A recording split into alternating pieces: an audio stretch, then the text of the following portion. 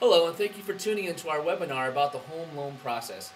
My name is Adam Browning, and I'm the broker-owner of Metro Brokers Browning & Company here in Denver, Colorado, and we specialize in helping first-time home buyers. So in this webinar, I'm going to show you how to get qualified for a loan and what are the different parts of a loan. So the first step in getting a loan is meeting with a mortgage lender.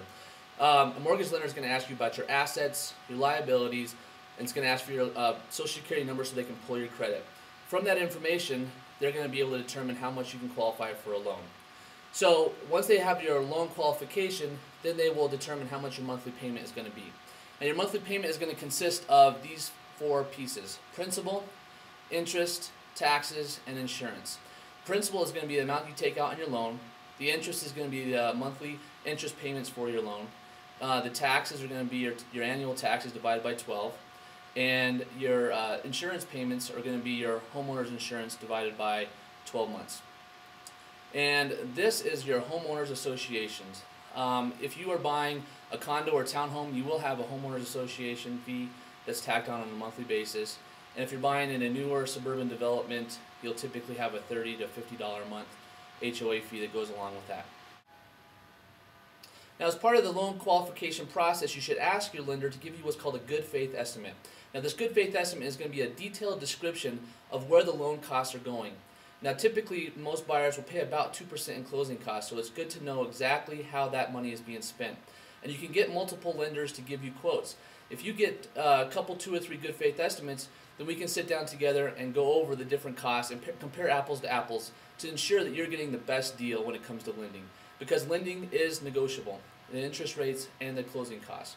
So that's something we can go over when it applies to your specific situation. Now let me go over the different types of loans. There's 3 main types of loans. There's an FHA, a conventional, and a VA. Now the advantage of an FHA is it's a federally backed loan, and you typically only have to put down at the minimum of 3.5% down payment. There is no mortgage insurance.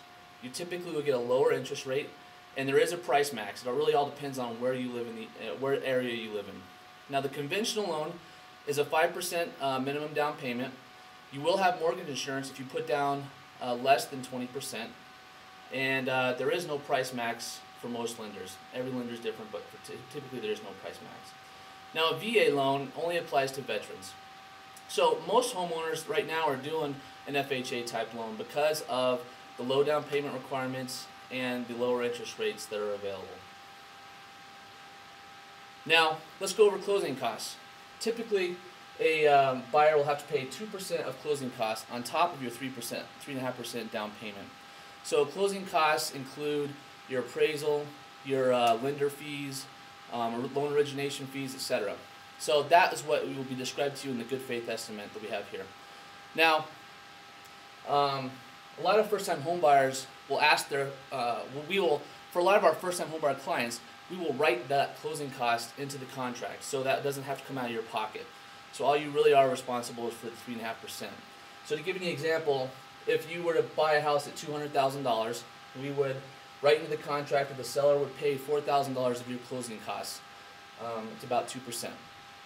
So what that means is the seller is going to net $196,000. Technically what you're doing is you're just financing your closing costs, but many first-time home buyers don't have 5.5% to put down. So this allows you to get in a little easier. The other frequently asked question I get is how much is a real estate agent going to cost me? And the good thing is about being a buyer's agent with us is there are no realtor costs. The seller pays our commissions. So the great thing is it's a free service to you, and we hope that you do choose us to be your buyer's agent. Give us a call. My number is 303-913-2326, or you can email me at adam@adamsellsdenver.com. And if you have any questions about what we just went over, please email me, and I will post them to our website in our frequently asked questions section.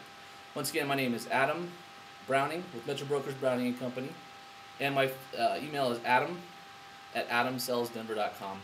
Thanks for tuning in.